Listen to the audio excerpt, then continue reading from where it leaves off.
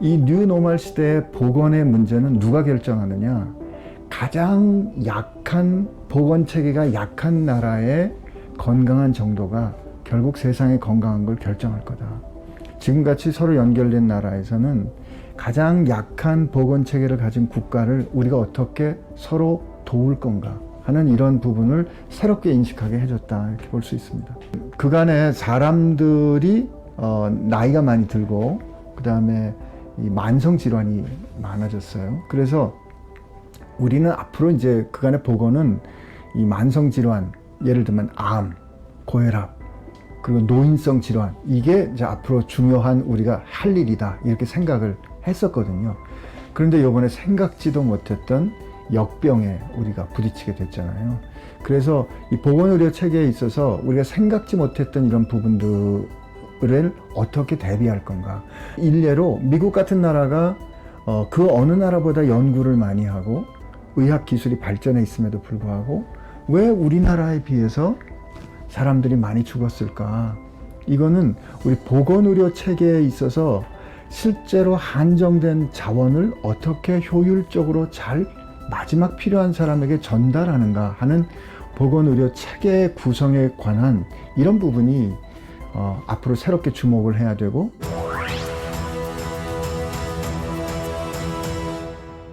그러니까 이번에 이 코비드-19이 교육에 엄청난 영향을 줬어요. 인류 문명의 역사에 이런 적이 없었다고요. 그 교육과 문화에 관련된 그 유엔 기구 유네스코의 그 통계를 보면 3월 30일자로 보면 전 세계에 등록된 학생의 90.3%가 학교를 못 갔다고요. 그게 16억 명이에요. 지금도 한 60% 이상의 학생들이 학교를 제대로 못 가고 있거든요. 인류 문명의 역사에 이런 때는 없었다. 그래서 이게 코로나 이전 이후로 나뉜다는 거죠. 가장 효과적으로 우리를 지킬 수 있는 방법은 사회적 거리를 두는 거거든요.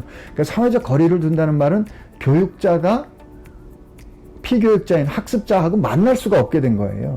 그 본질을 말하면 교육의 접근성을 차단한 거라고요. 이게 이번에 우리가 경험한 그 교육에 있어서의 어떤 이 어려움의 본질이었어요. 그런데 그 교육의 접근이 차단된 거를 우리가 뭐로 극복을 했냐면 새로운 교육 방법, 이게 소위 비대면 교육 방법으로 우리가 극복을 했거든요. 제가 강의실에서 강의할 때는 1대 100, 1대 120분 한다니까 학생들은 사실 저를 개인적으로 만난다고 생각 안 해요. 그런데 이번에 우리가 그 온라인으로 웨비나 같은 형태로 해보니까 훨씬 학생들이 그 질문도 잘하고 교수를 얼굴을 자기가 1대1로 만나는 거죠. 그러니까 다른 형태로 만나는 거예요. 이제까지 전통적인 교육 방법은 어느 특정 시간에 특정한 장소에서 한 번밖에 못 만났어요.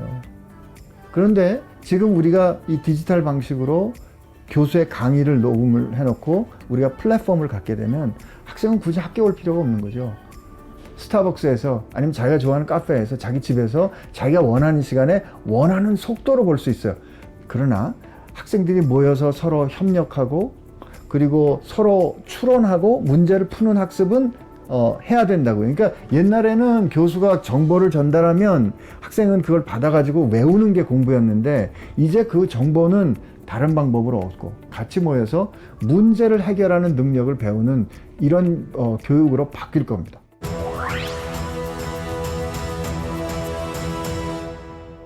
우리가 무엇을 가르쳐야 할 것인가를 다시 묻게 했어요.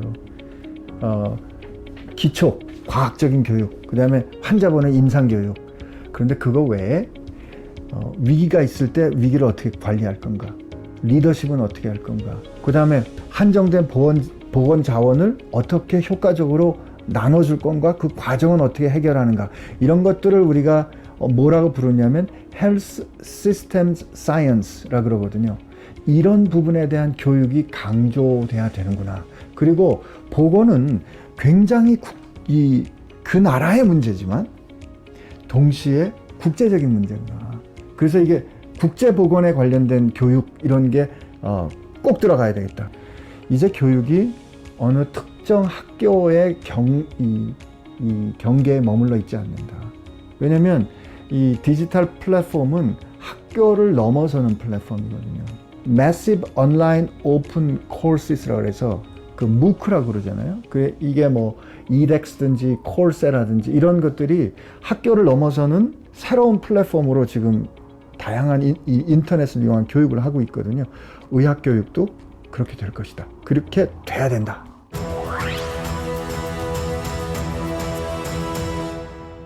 (2035년) 정도까지 여전히 수많은 사람, 정말 1000만이 훨씬 넘는 사람의 보건 인력이 부족할 거다.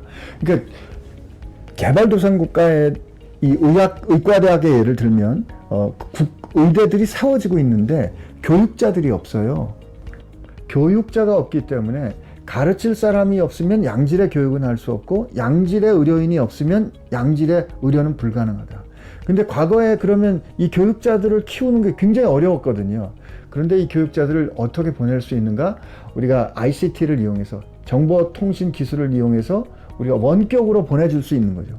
우리가 이번에 이렇게 급하게 일어난 이 교육의 접근의 제한성을 디지털 방법이랑 새로운 교육 방법을 가지고 극복했다면, 그쪽에 개발도상 국가들이 갖고 있는 이 교육의 어려움, 접근성의 문제를 우리가 해결한 문제를 같이 나눠 가지면 전에 생각하지 못했던 새로운 해결이 될 수 있지 않을까, 이런 생각해 봅니다.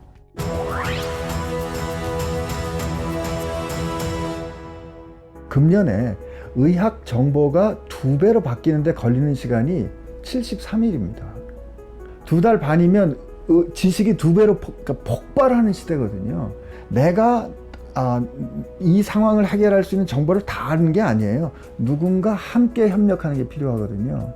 이때 협력하는 거는 의사와 의사의 협력이 아니라 의사와 간호사, 그리고 간호사와 또 다른 보건 전문가, 그리고 가족, 그리고 재정 전문가, 이런 우리가 한정된 자원을 환자와 공동체 건강을 위해서 서로 효율적으로 쓰기 위해서는 팀 바탕의 접근이 필요하거든요.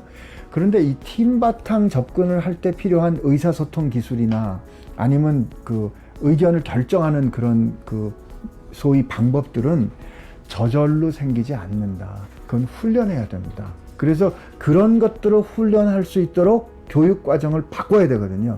그 다음에 사실은 이런 위기의 상황에 있을 때 그 위기의 상황에 전문가로서 사회에 있는 사람들하고 어떻게 커뮤니케이션, 의사소통을 할 건가. 요번에 한국이 비교적 잘했다고 생각하고요. 우리가 전에는 그냥 별로 중요하게 생각하지 않았던 이런 리더십이나 이런 부분에 대한 교육들, 또 그런 능력들, 그런 역량들을 갖고 있어야 된다고 생각합니다.